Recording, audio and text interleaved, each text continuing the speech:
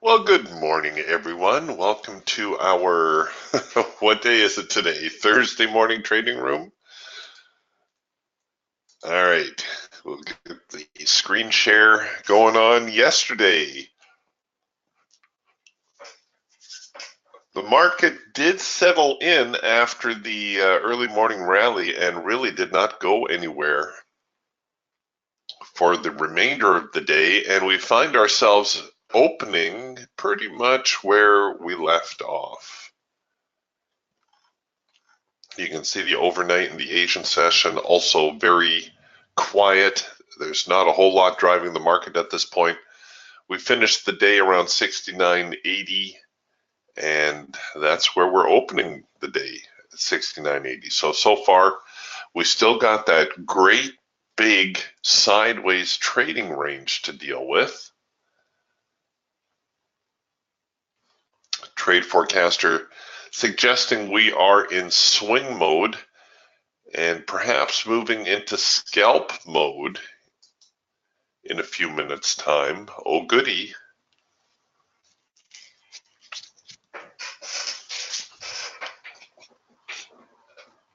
You can see here very plainly on the other tools how conflicted the market is. Well, actually, sorry, conflicted is the wrong word. Balanced is a better word. This is actually a picture of a very happy market, a very content market. I know it's no fun for us as traders. We're probably more conflicted as traders, but as far as the market goes, no, the market's very content. It's very happy to be trading somewhere around 69.80. Goes a little higher, comes back down, goes a little lower, comes back up.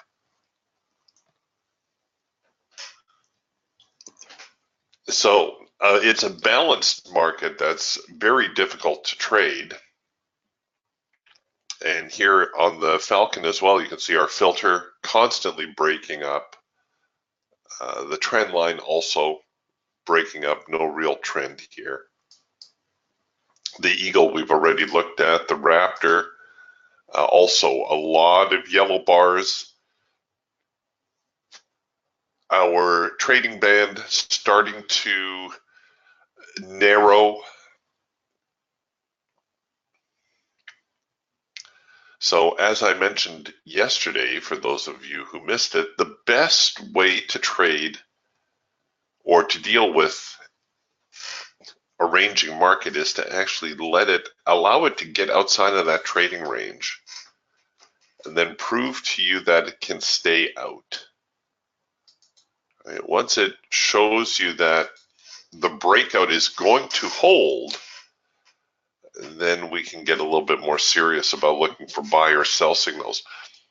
Anything before that point is going to be low probability. So here we've seen the break higher.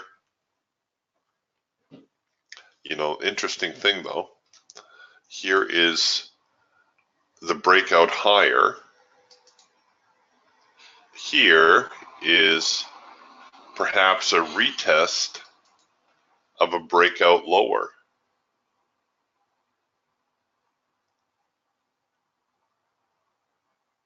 Huh. So we've got, again, just the very balanced nature of the market at this point. Be interesting to see which way it actually goes from here. Again, when you have these kinds of situations, a lot of your trades are going to be like a crapshoot.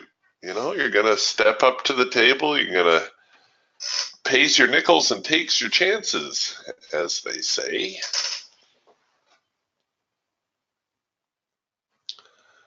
Okay, so far that breakout not very convincing as the market moving back inside the trading range for the most part.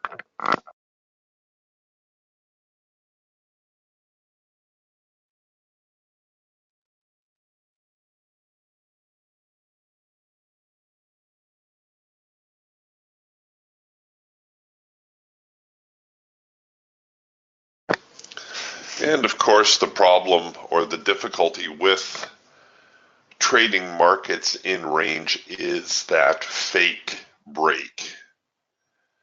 That breakout that's looking oh so convincing, and then of course it fails. Now personally, if I had to choose,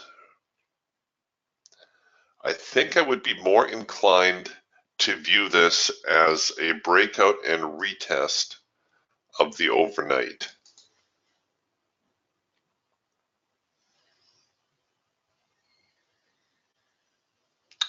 I may be a little more inclined to be bearish at this point, but we'll see. I try hard not to come into the trading day with some sort of preconception of what the market should do today.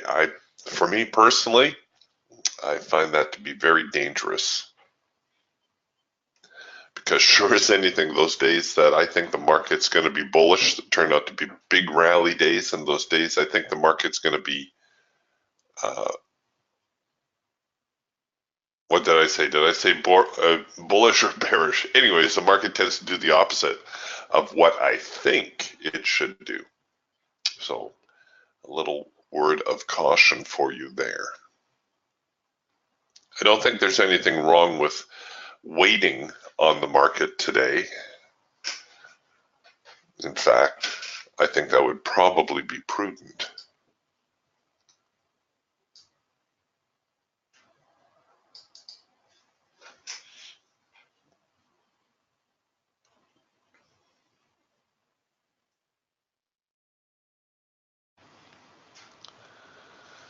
All right, a little bit of a bull rally going on now. We're almost 10 minutes into the day.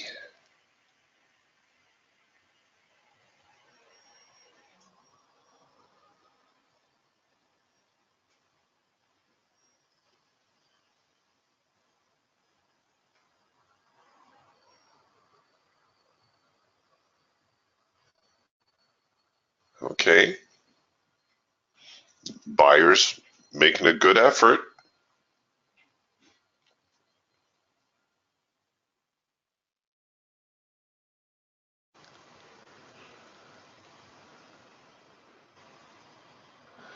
Kind of knocking them down around that 69.90 mark.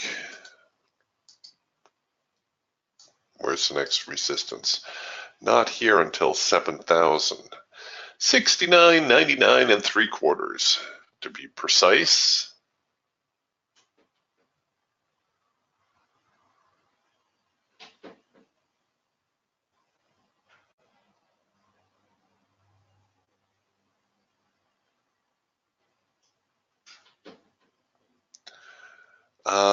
What was yesterday's high? I think we are pretty close to yesterday's high.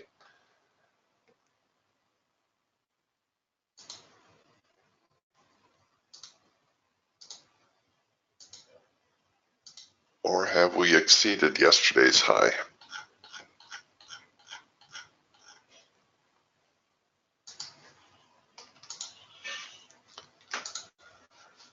There we go.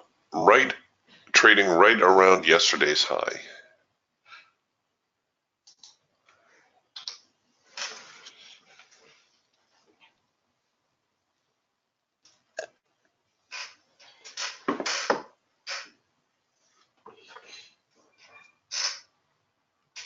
So once again, it's likely we could see some active selling as the bears are going to be waiting around the highs for an opportunity to short.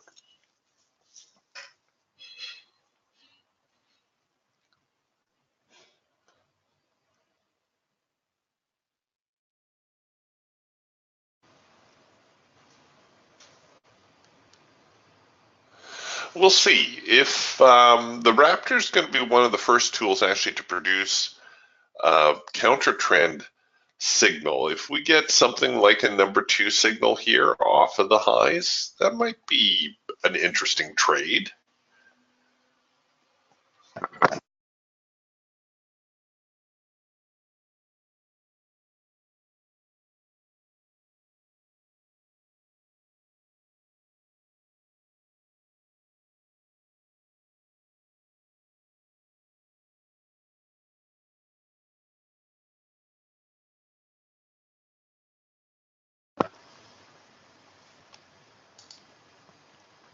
Okay, we ran right up here, hit the resistance line on the number.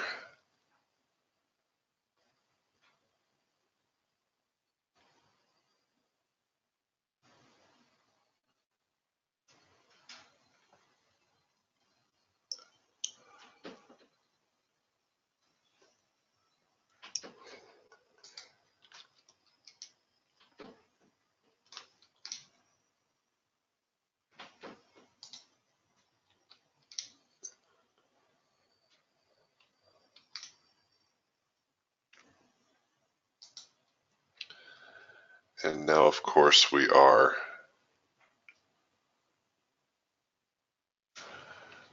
getting close to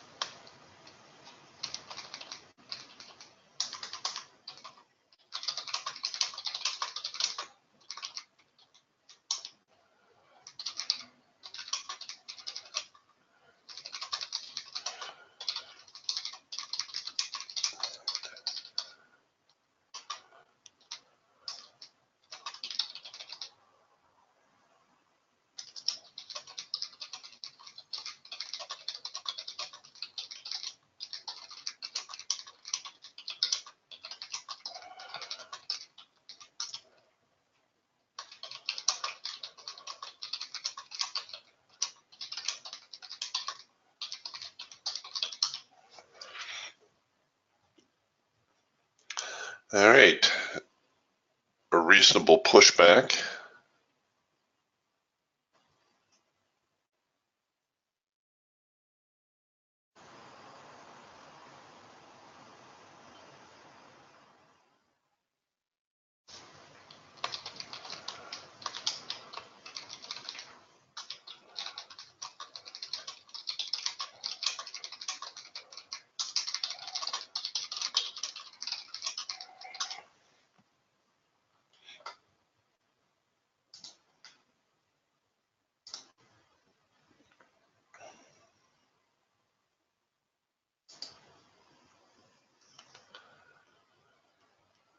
Back now into the hard edge where we should anticipate a reaction.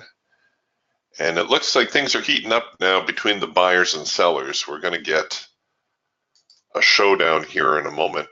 You can see the Hawk already bearish and the Falcon about to turn bearish. So if you wanted, that opportunity to get short, if you're thinking, oh, the market's going to bounce off of the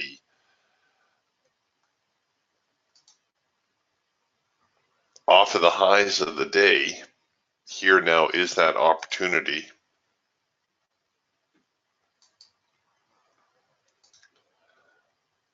And a rather sloppy number 2 signal here in the Raptor, but we got the same kind of idea. And I'm going to try to run this one out here on the Hawk because I think there's potential there for something bigger.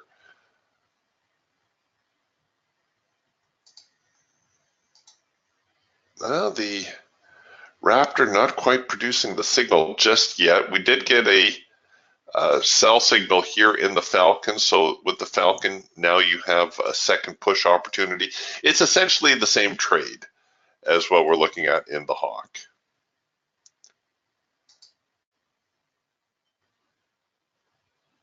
And again, this is more looking at the market now from the broader perspective and saying, okay, is the big trend up or is the big trend down? Because again, the market very neutral overall.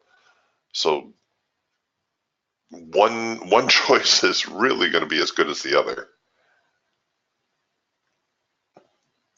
And we'll see how this plays out.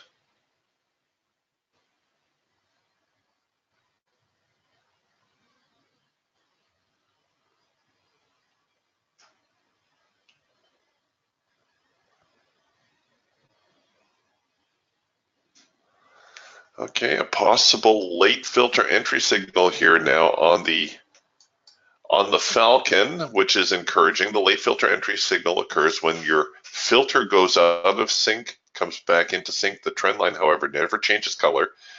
Tends to be a pretty high probability signal for the most part. Did they slip me there? Oh, positive slippage. Nice. That doesn't happen often.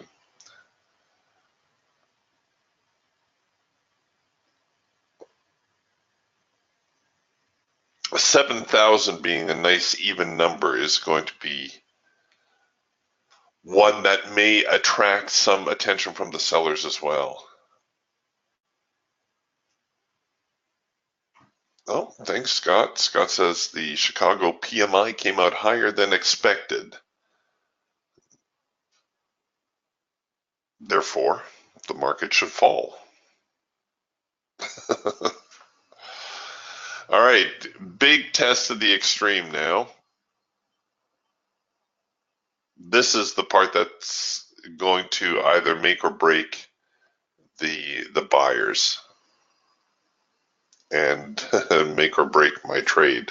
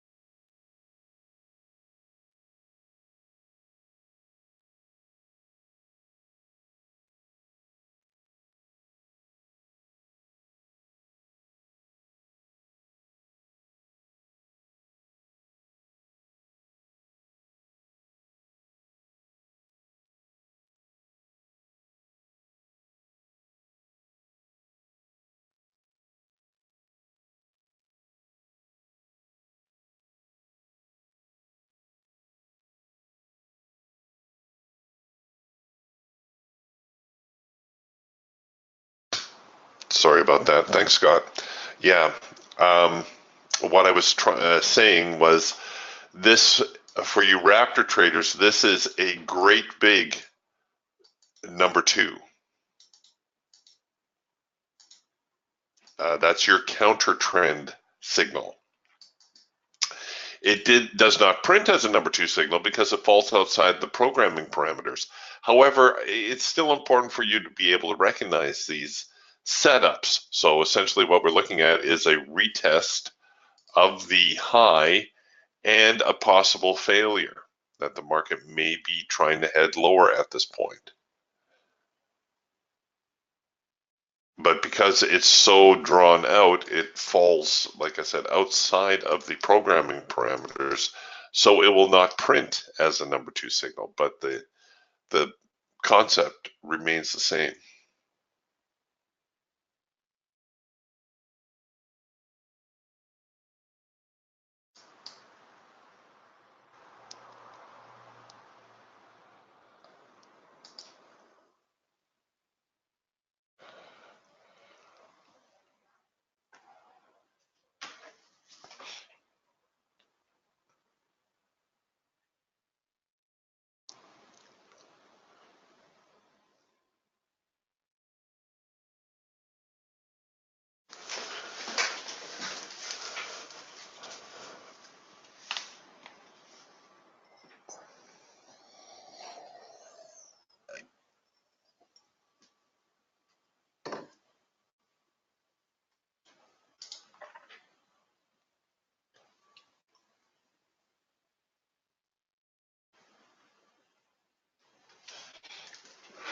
Scott asks a question.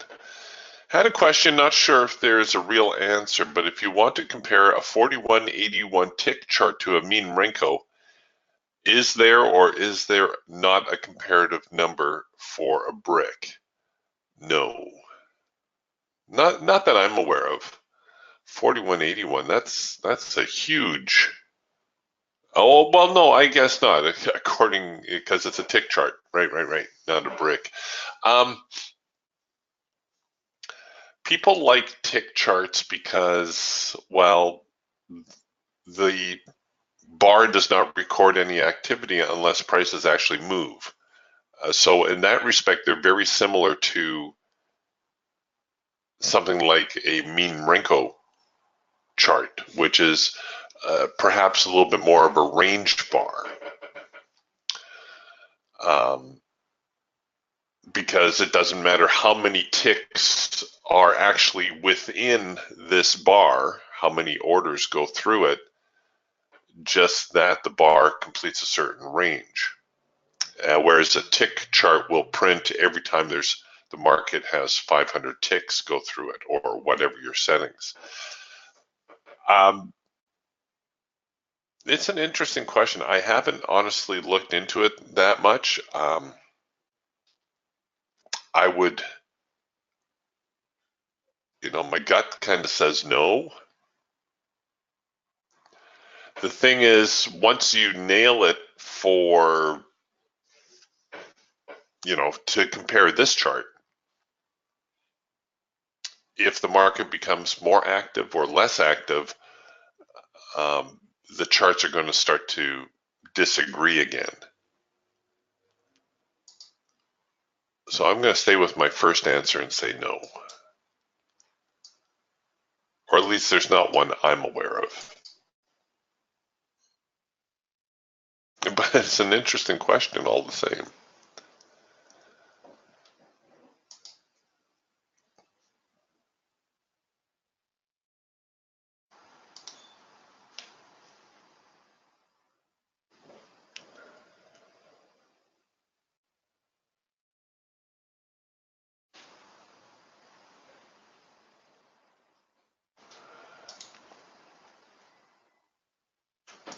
Okay, so, well, here we are retesting the highs again.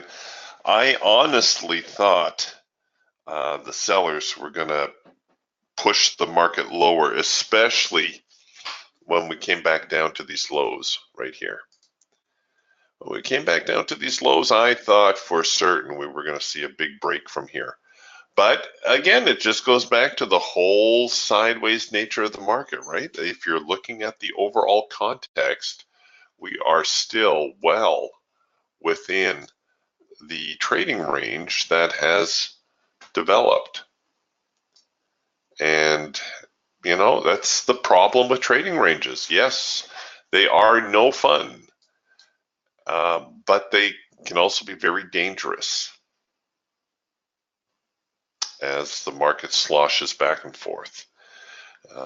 Like I said before, it's the trading equivalent to flipping a coin. Heads we buy, tails we sell.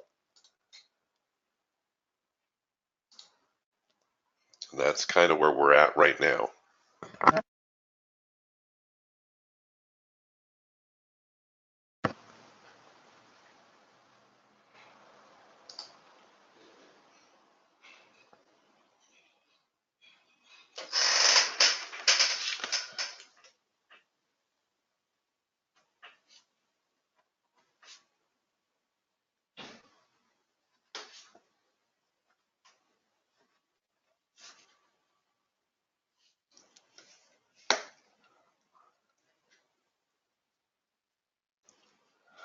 Yeah, no, I'm glad you did ask Scott. Scott says I kind of felt that way about it, but had to ask. Like I said, you could probably, for most markets, you could probably find a comparative tick that works pretty close. We have a few owners whose brokers don't supply tick data, so you can't do tick charts or mean Renkos or anything like that. So they're actually running off of a time-based chart. And some have even come to prefer it to a mean Renko bar. It's not my preference, but you know, it's as I say, at the end of the day, it's your money. It's what helps you make trading decisions. And I think the consensus was a 3-minute chart. Most cases will roughly approximate what's going on your mean Renko. Now, that's from memory. I haven't actually done it. I'm not going to do it here this morning, but it would be, you know, it's an interesting experiment if you wanted to look into that.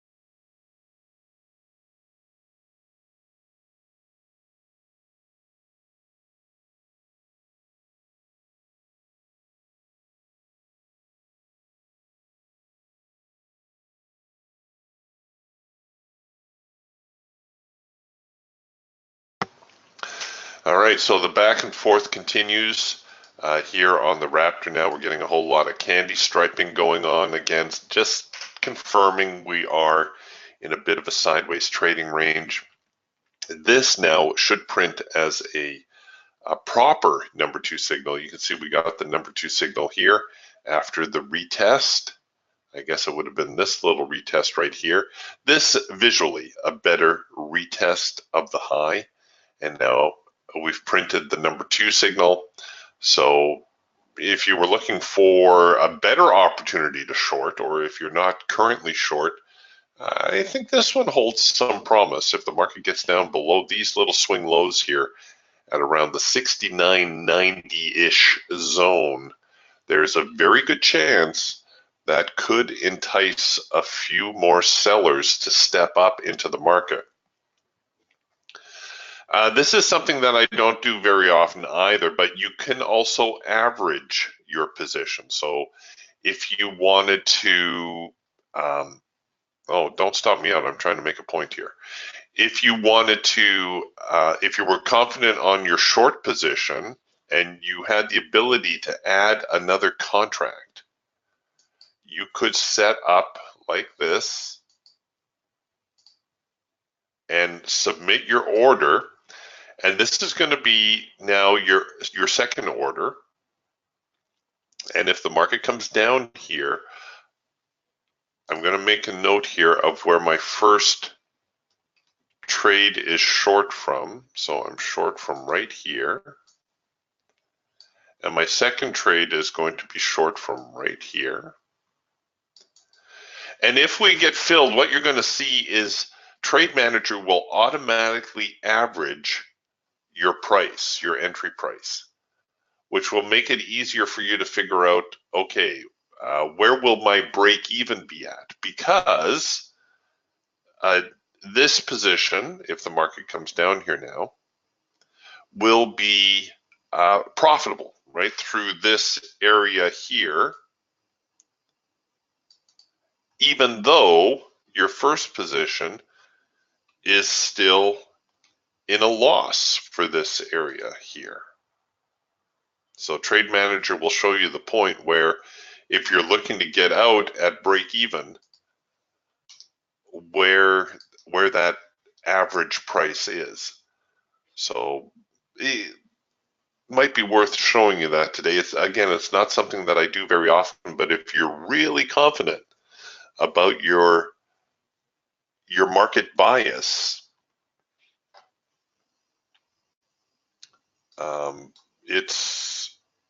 and you can afford the additional contract. It's an interesting way to kind of offset some of the losses that this position is earning.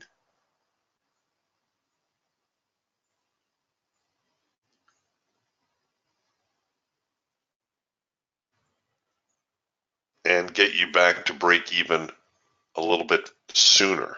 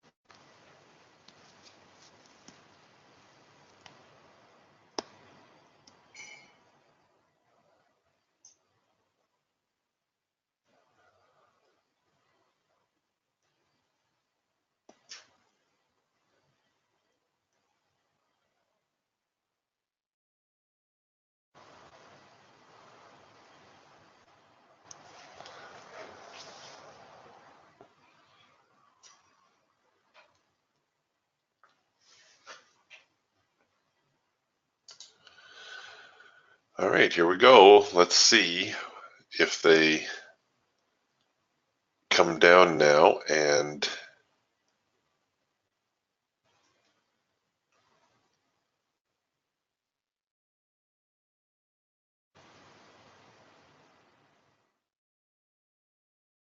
fill that order. Now's asking, Eric, why do you think the market is going down? Well, first off, let me be clear. The overall, maybe a time-based chart would even show this a little better. 1 second. Let's get the daily chart up here. Overall, let's see how the Trade Manager averaged the price now. So you can see this was my first entry, this was my second entry. Trade Manager now averaging the price. So if I wanted to get out, I could get out at break even right here. So the earnings from here, a little bit of earnings and the losses from here have me back in a neutral position. Okay, so now back to Nelt's question. Why do I think the market is going down? Okay, first, it should be readily apparent the market has no real discernible trend. I don't care if you're using fib levels or if what you're using. The market is pretty much stuck dead sideways, right? There's not a whole lot going on here. And there hasn't been for, well, most of the month, really. We're just kind of retracing the same prices over and over and over. The way I'm looking at this is we are at the top end of this trading range. This is where the sellers are going to be more active. This is where the buyers are going to be more active, and the middle is just flat out neutral.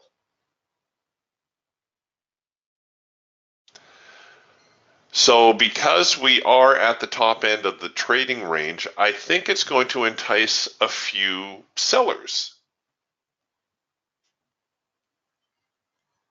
And I'm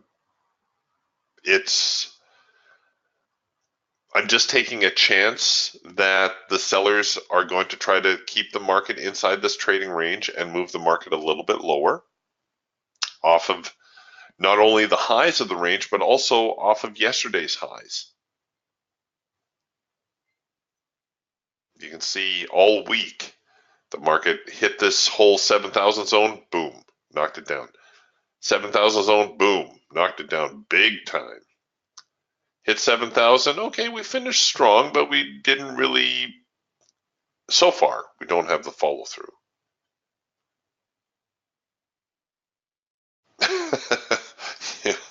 Yeah, like Scott says, that's an easy answer. Why is the market going down? Because my coin said so. Yeah, flip the coin.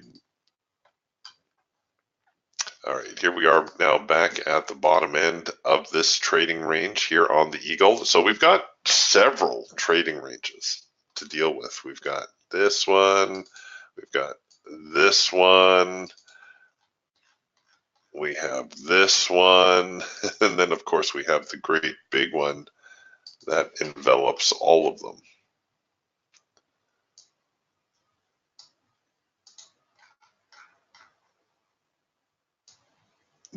So far today, there haven't been any really good trading opportunities.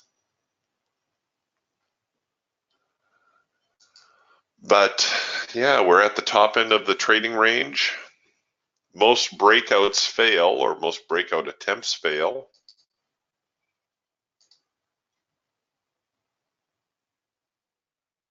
So I thought it might be an opportunity to short from a number 2 signal at the top end of the trading range. I did try to short a big number 2 signal from the bottom of the trading range.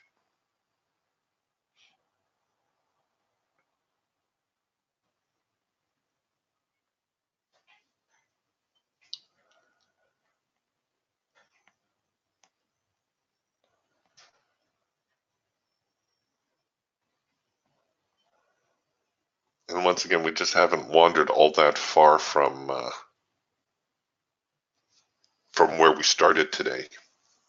Another day where just very, very congested type session.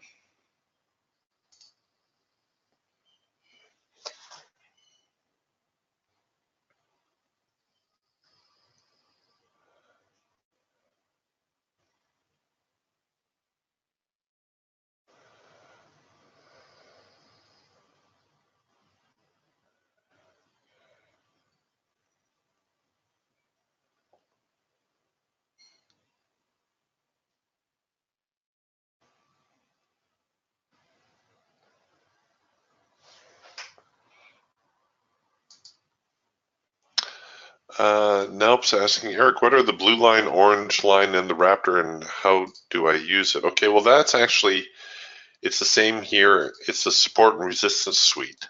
I have it on the Falcon and the Raptor.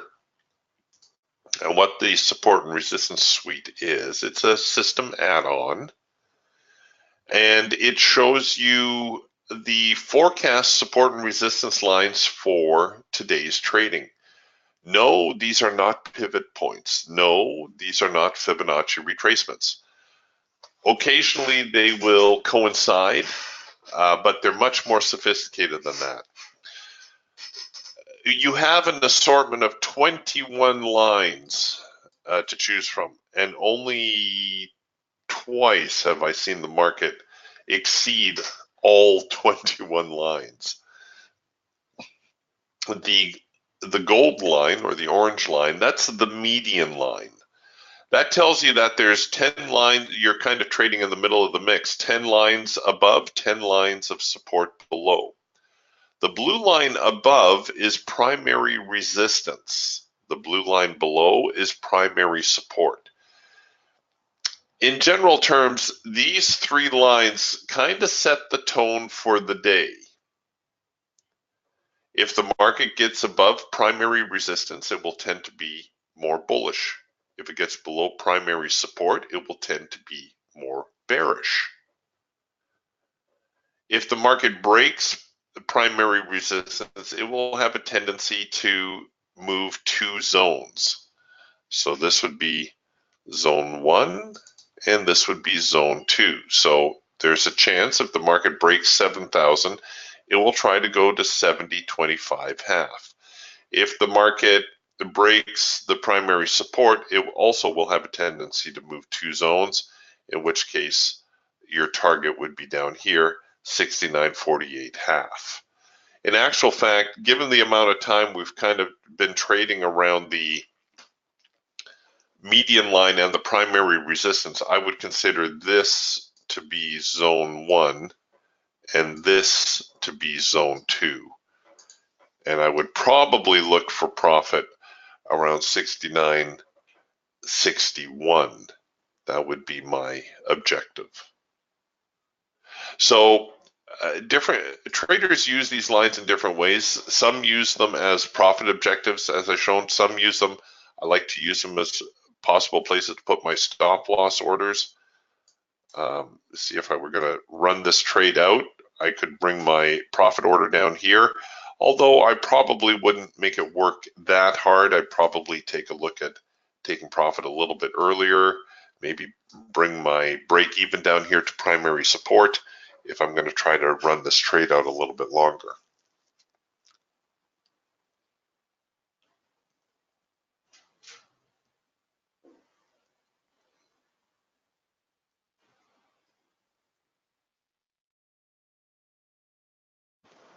So that's your ultimate support and resistance suite. Like I said, I have it here on the Falcon. I also have it installed here on the Raptor. Scott asked, Eric, you had said an old trader who would look at the price distance from the Eagle Cloud and then take trades based when the price got too far from the cloud. Is there a way to show that distance by a number or a percentage or something? Yes, there is. Okay, so the trader wasn't all that old, but let me find here a very broad, you know what, let's do it on the Eagle. You can do it on the Raptor or the Eagle because, of course, those are the two tools with the clouds on them. Yeah, here we go. Here's a nice wide cloud. Actually, that one's going to be tough to see. Doggone it, Eric. All right, let's go with this one right here. It'll work for demonstration purposes. By the way, you can make your cloud more opaque if you want to see the edges a little better. Quite simply, Scott, all he did was he put his crosshairs on it and he would measure the extreme value here and he would say, okay, 69.76, and then he would go up here and he would say, okay, so from here, this price, this zone is what we're focusing on, right? The breadth of the cloud, because at the time it would be like this. So I suppose you could use your margin values, 69.75, 69.85, so you would know that's a 10 tick cloud. Or pardon me, 10 point cloud, 40 ticks. And he did find that when the market got to be around 40 ticks broad, or the other way you can do it, Scott, is just to use your crosshairs. And he did find that when, at least as far as the NASDAQ and mini Dow are concerned, as the market cloud got to be around 40 ticks or 10 points broad, the market would be more or less overbought or oversold. And it would start to go the other way. So when he was very aggressive, he would start to buy off of the first bullish bar, and he was trading the Raptor. So the Raptor may actually have produced a counter trend signal here that he could have bought, but he would just start buying the first bull bar. And he did well with it.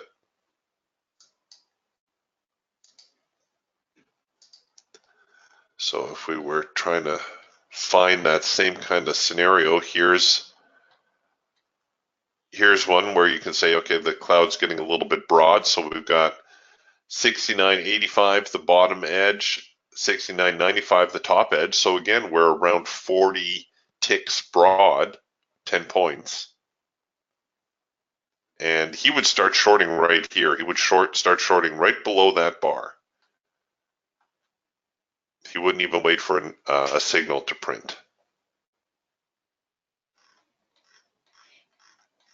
Here was that other example that we were looking at just a moment ago on the Eagle. So 69.71 is that right? Is that the bottom edge? Nope, sorry, 72 is the bottom edge, and then the top edge is 86. So here we are, 12 points, or almost 50 ticks broad. And again, he would start buying right here on that first bullish bar. And the objective was always the hard edge. Well, the one good thing,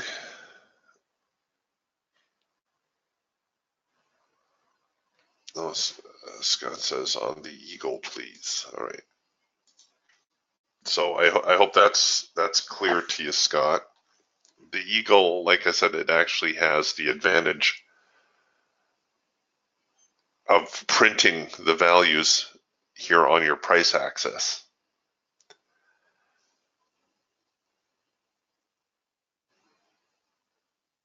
Scott asks, okay, what about the distance from the price to the cloud? Well, as price actually moves away from the cloud, it actually shows you some serious acceleration. You'll notice when price is more or less hovering around the cloud, price it's moving, but it's not really moving. As prices get further from the cloud, you can expect acceleration.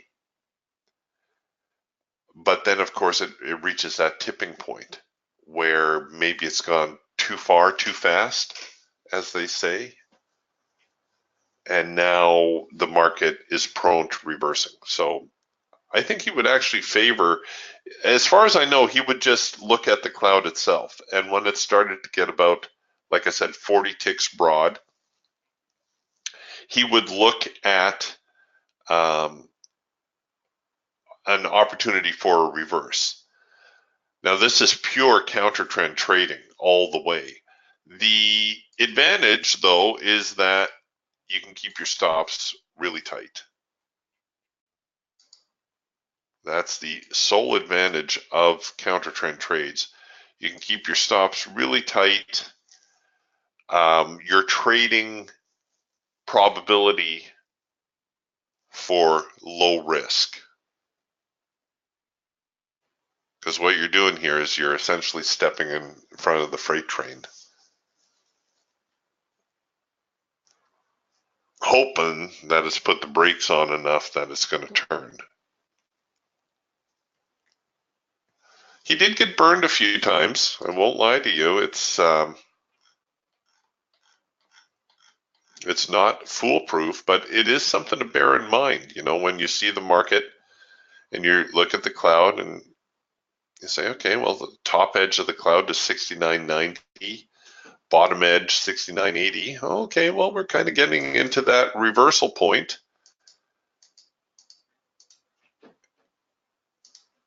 And then you start to take out some minor support zones.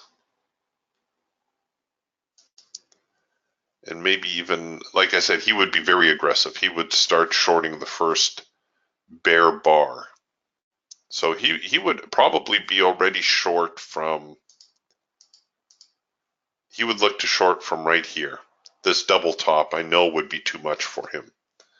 So he would set up, he would probably short something like this. Let's go back to single contracts. He would probably short something like this. Well, it's tough call to say whether, if we're one tick below, I think we got filled on that. If we're 2 or 3 ticks, we're better. See, he could have got stopped and he would have had to re-enter. But he would have made his money back and a couple dollars to spare.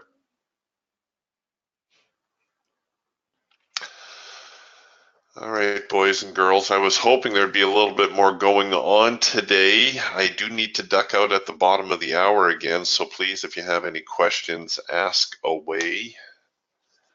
We're not closing up yet. There's still 10 minutes in the room.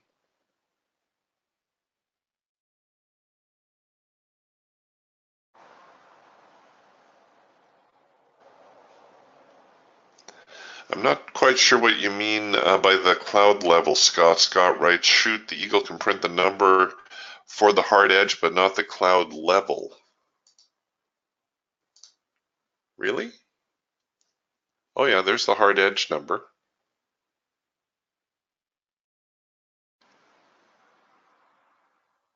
It could be because the soft edge and hard edge are the same. See back here, 69.75. Is that? Oh, that must be the ATR line. You may just have to throw the crosshair on there, Scott. It'll be pretty obvious. You know, you're not going to be interested when the cloud is like this. And because it's a counter trend type strategy, you have to have something resembling a little bit of a trend.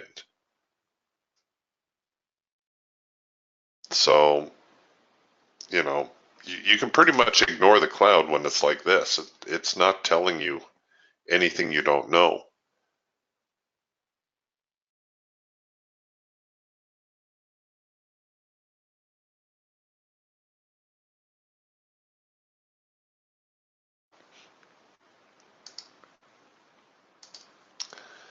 All right, hopefully going to see a little bit of follow through here over the next 5 or 6 minutes. I do believe that, you know, if we get down below these lows, so here we are almost to the first entry price. So our little averaging strategy making us some profit. And then we're still losing a little bit of money on the first trade, but almost have both positions profitable.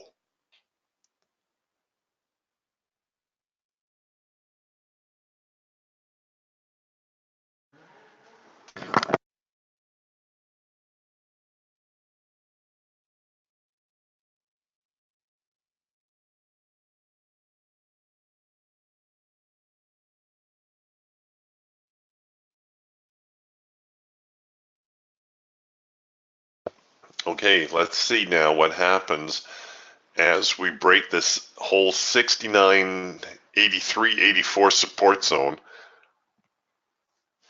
whether it really does, we pick up a few more sellers and hopefully take the market down, well, at least to the low of the morning, the low of the day, 69.70, 72.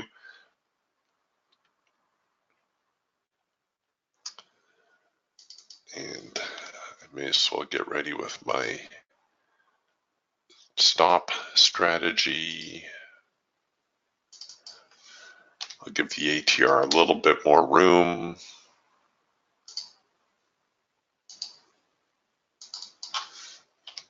If they bounce it again from here, things could become a little bit more problematic, but hopefully we're going to see some follow through from the sellers.